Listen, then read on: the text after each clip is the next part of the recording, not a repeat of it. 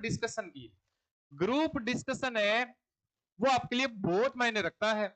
आज ही मैंने अखबार में पढ़ा था कि परलीका गांव में 200 टीचर्स लगे हुए हैं, और वो 200 टीचर्स, क्या उनका जब डिटेल पढ़ी ना तो ऐसे लगा कि वो ग्रुप डिस्कशन बहुत ज्यादा करते थे। आपके लिए ग्रुप डिस्कशन है वो बहुत मायने रखता है। आप पीजी में रह रहे हो, आप कोई हॉस्टल में रह रहे हो, आप कोई रूम लेके रह रहे हो, कहीं आप लाइब्रेरी में बैठे हो, तो आप अपने वही साथी डिसाइड कर लो जो बढ़िया तैयारी करते हैं, जो सिर्फ पढ़ाई की बात करते हैं, जो सिर्फ कामयाब होने की बात करते हैं। ऐसे नहीं है कि कोई टाइम पास करने के लिए यहाँ शहर आया हुआ है, टाइम पास करने के लिए कोई पीजी ले रखा है, तो उसके साथ उसकी संगति नहीं होनी चाहिए।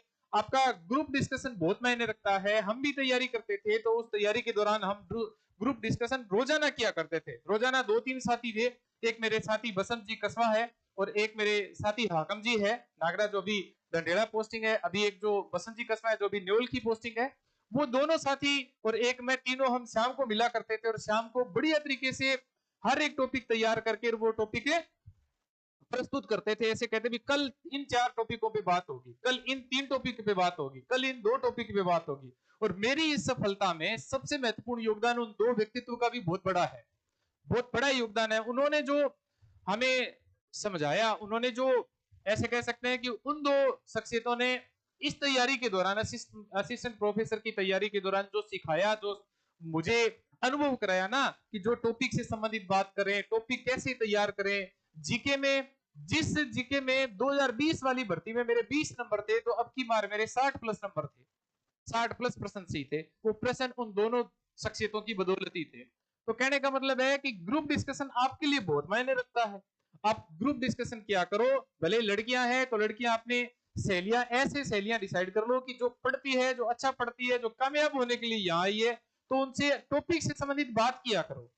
और जो टॉपिक आपको नहीं आता उस टॉपिक से संबंधित बात किया करो। आपका जो मजबूत टॉपिक है, जो आपको नहीं आता, वो आप मजबूत करके फिर उससे डिस्कस किया करो। 4 चीजें उसको सीखने को मिलेगी।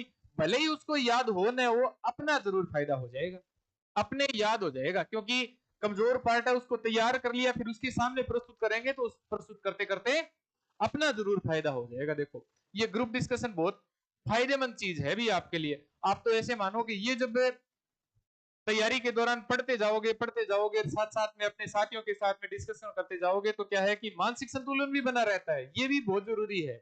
और इसके अलावा अभी कम से कम 10 से 14 घंटे आपको पढ़ना चाहिए भाई, रोजाना 10 से